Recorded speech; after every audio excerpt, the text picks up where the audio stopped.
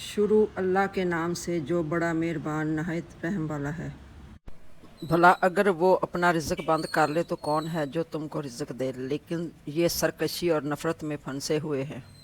بھلا جو شخص چلتا ہوا منہ کے بل گر پڑتا ہے وہ سیدھے رستے پر ہے، یا وہ جو سیدھے رستے پر برابر چل رہا ہو؟ کہو وہ اللہ ہی تو ہے جس نے تم کو پیدا کیا اور تمہارے کان اور آنکھیں اور دل بنائے، مگر تم کم احسان مانتے ہو۔ کہہ دو کہ وہی ہے جس نے تم کو زمین میں پھیلایا اور اس کے روبرو تم جمع کیے جاؤ گے۔ اور کافر کہتے ہیں کہ اگر تم سچے ہو تو یہ وعدہ کب پورا ہوگا؟